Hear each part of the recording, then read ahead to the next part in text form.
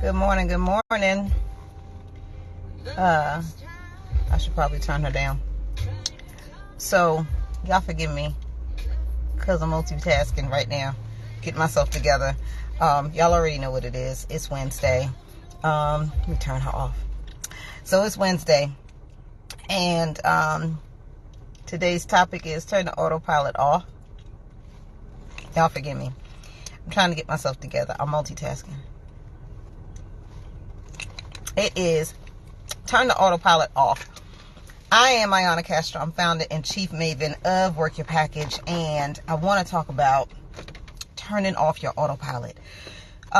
We have calendars upon calendars, right? We set things, we set reminders, we set alerts, we set alarms to go off. We have reoccurring meetings at work, in our lives, with our organizations. We have all these reoccurring things that just kind of happen on autopilot, right? Today I want to encourage you to turn the autopilot off, because what the autopilot is doing is desensitizing you from the things that's happening and the things that are occurring with you right now.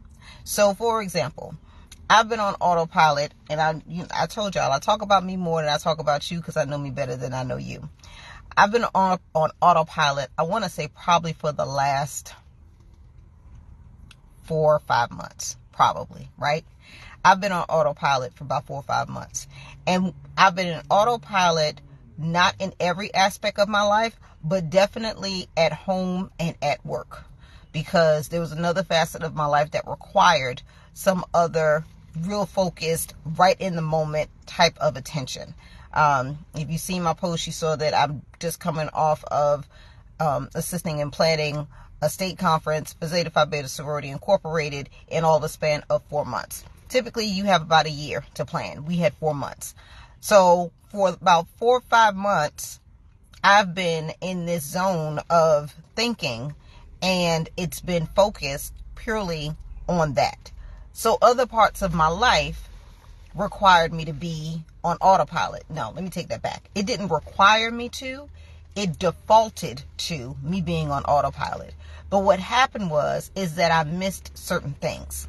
So at work, I missed that I needed to pay attention a little bit more to the temperature of the room and the stakeholders that I have to deal with on a regular basis, on a daily basis, pertaining to a major project that I am embarking on.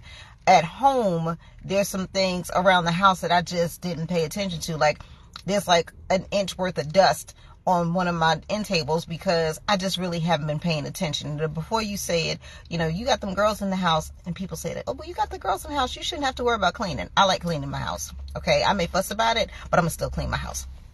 That being said, let's take it back to places where you are on autopilot right now. And you are just going through the motions. You're not paying attention to how you're feeling. You're not reading the temperature of the room. You're not being concerned about how other people are feeling. You're just getting the task done. Stop living on autopilot. Sometimes manual is okay. So what I've done is I've brought my planner with me to work, which means my planner at work will now incorporate all the things that I have going on at work and at home. Because you can't sufficiently plan for your day or your week if you don't know how all aspects of your life is going to be impacted. There are 4 major facets of my life. There's home, there's my Work Your Package, there's Zeta, and there's work. Like, there's 4 different components of my life. They need to learn how to play nicely in the sandbox, but they can't do that if I'm running on autopilot and focusing just on one. Now, I'm not telling you that there aren't times where you need to be singularly focused to get things done. But what I am telling you is take a moment to take a step back and see the things that you could possibly be missing because you are operating in this autopilot mode. Autopilot doesn't allow you to course correct in the moment. It doesn't allow you to gauge how your delivery about something could have been different. It doesn't allow you to take a moment to allow response from someone else because you're just on the autopilot. You're just going. because the goal is the task. The goal is not the person or the people that are impacted by the task, which is my main thing. That's what I realized. I realized that I wasn't being focused. I wasn't focusing on the people who are impacted by the task that I was completing or needed to complete.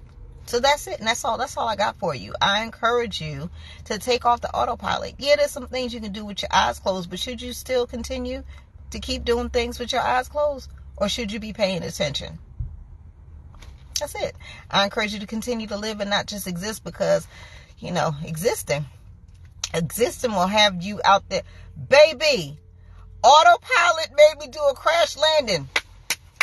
Nicole, talk about it for 2 seconds. My goodness. Mandy, thank you.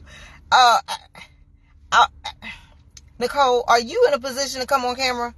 I'm just wondering if you're able to come on camera and talk about it real quick. If you're able, I'll bring you on camera. Because I know a lot of people listen to me like with the one earbud in, and it's still working and it's still doing all the things. And if I'm not mistaken, I think Nicole is an educator.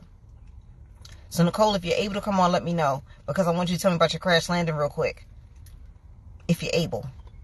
I am in my bed, crash landed. Okay, Nicole, you don't have to come on camera. Yeah, and that happens too. So our bodies were not created to operate on autopilot.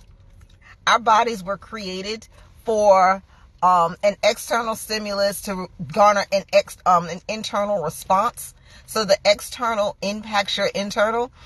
And when you're not paying attention to all the external stuff that's coming to you, your body's like, oh, really? Oh, okay, well, I have an internal response. And then you end up doing what Nicole did, which was crash. So I feel I get it. Get your rest.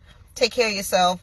Make sure that you are resting up, because your body will talk to you when your little birdie has tried to tell you repeatedly to cut it out. And that's another thing. If you're listening to your little birdie has told you repeatedly, could we stop for a moment? Can we sit down for a second? Can we take a breath? No? Okay, fine. You don't want to take a breath? You don't want to take a moment?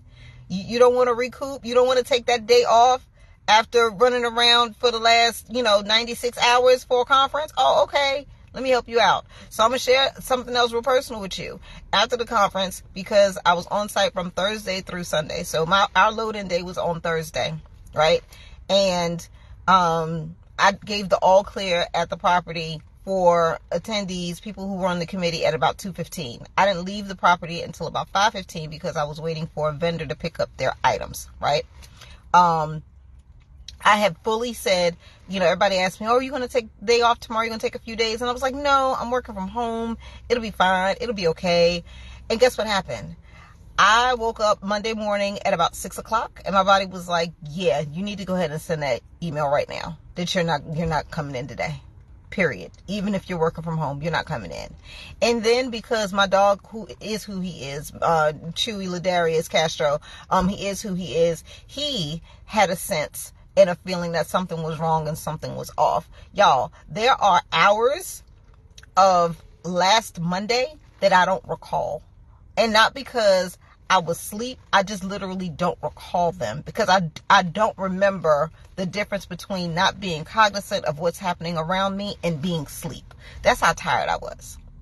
But that was me being on autopilot and going hard on autopilot for 96 hours. So imagine this. You have been going hard on autopilot for 96 hours, days, months. Don't you think it's time to slow up? That's all I'm saying. Living allows you to slow up in the moment, and being unapologetic about slowing up and getting off of autopilot. Because people benefit from you being that way. They benefit from you just being like, okay. Because you don't give thought to their intention. You don't give thought to the consequences. You don't really give thought to who's being impacted beyond your doing. All right, that's it. I love y'all. If y'all like the video, go ahead and share it.